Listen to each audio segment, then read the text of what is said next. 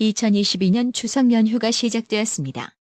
풍요롭고도 넉넉한 한가위 보내시고 변함없이 나라의 TV와 함께 해주세요.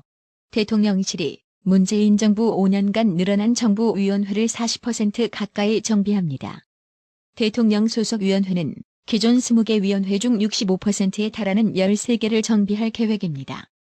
대통령실은 전체 636개 정부위원회 중 246개를 통폐합하는 방안을 마련하면서 약 300억 원 상당의 비용 절감 효과가 있을 것으로 기대했습니다. 대통령실에 따르면 이명박 정부에서 530개였던 정부위원회는 박근혜 정부에서 28개 늘어난 558개로 문재인 정부에서는 79개가 늘어나 지난 5월 9일 기준으로 총 637개에 이르렀습니다.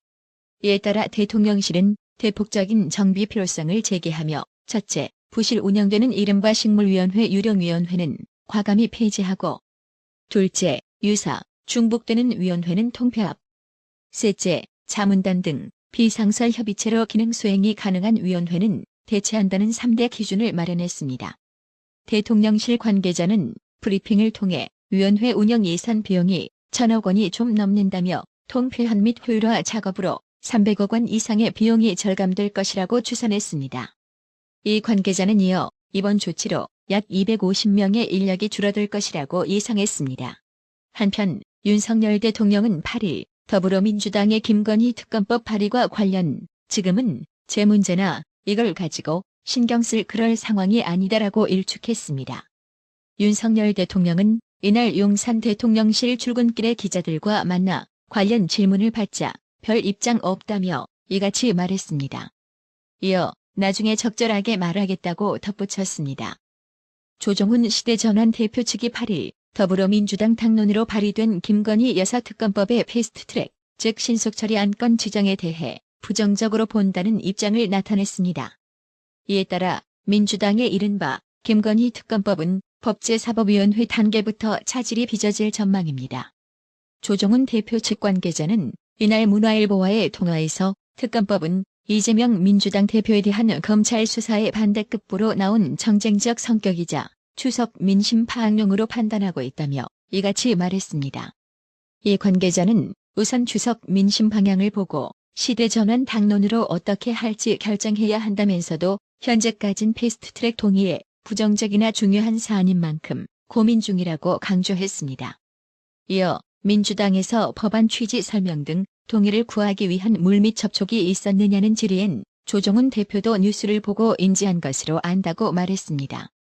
조정훈 대표는 앞서 민주당의 검수완박 강행 추진 당시에도 반대한 이력이 있습니다. 검찰 소환 불출석 결정을 한 이재명이 과거 박근혜 대통령이 불출석 결정을 했을 땐 체포영장을 발부하라고 요구했던 사실이 재조명되고 있는데요. 지난 2016년 박근혜 대통령 탄핵 정국 당시 검찰은 박근혜 대통령에게 검찰에 출석하여 조사받도록 통보하였습니다.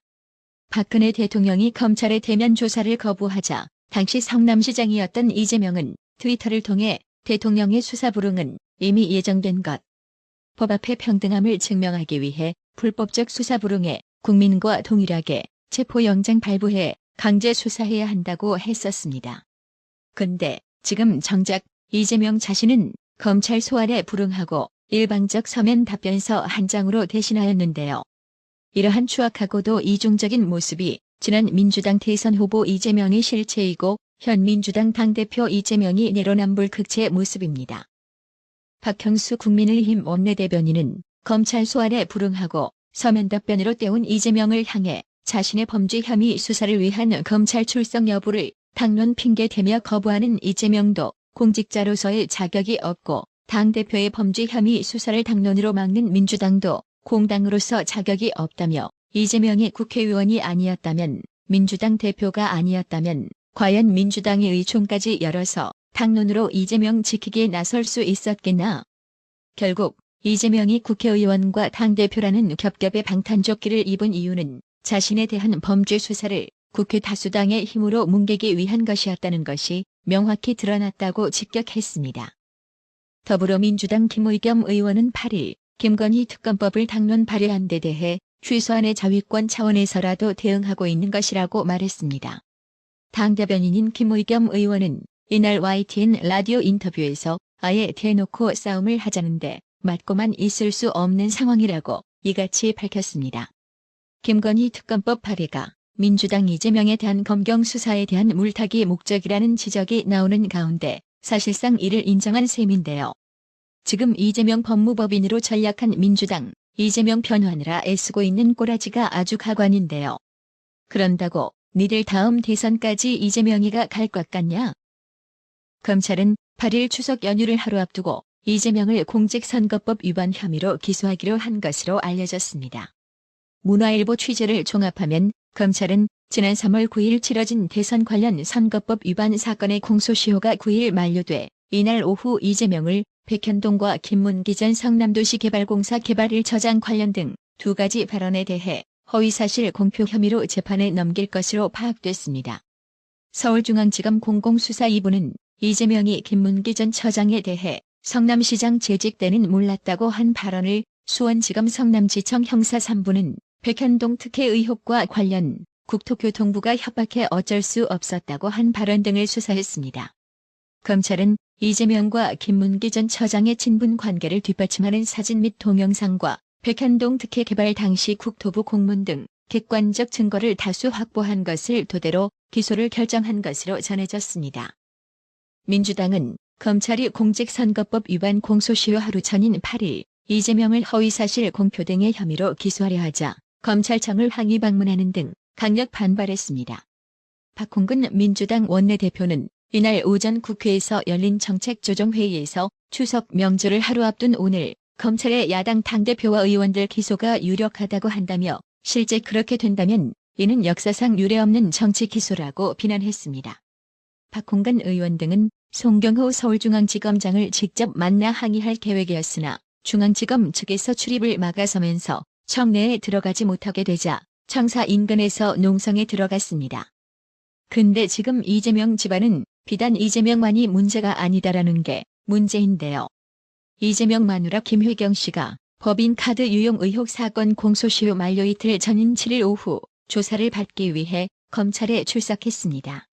김회경 씨는 이날 오후 1시 40분께 남색 정장 차림으로 변호인과 함께 수원시 영통구 수원지방검찰청 청사 안으로 들어갔습니다. 앞서 수원지검 공공수사부는 업무상 배임 및 공직선거법 위반 혐의로 수사 중인 김회경 씨에게 이날 검찰에 출석해 조사를 받으라고 통보했습니다. 경찰이 지난달 31일 이 사건을 송치한 지 일주일 만에 김회경 씨를 부른 것입니다. 김회경 씨는 이재명이 경기도지사로 재직하던 2018년 7월부터 지난해 9월까지 측근인 전 경기도청 별정직 5급 공무원 배 씨가 도청 법인카드로 음식을 구매해 자신의 집에 보내는 등 법인카드를 사적으로 사용하는 것을 알고도 용인한 혐의를 받습니다.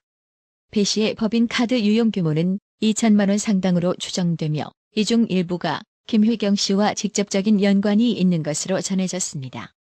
그동안 김회경 씨 측은 법인카드 유용 의혹에 대해 인지하지 못했다고 주장해왔으나 경찰은 김회경 씨를 이 사건 공무공동정범으로 판단했습니다. 검찰은 김회경 씨 소환에 앞서 지난 5일 이 사건 핵심 인물인 배 씨를 소환해 조사를 진행했습니다. 검찰은 이르면 8일 김회경 씨 등에 대한 기소 여부를 최종 판단할 방침입니다.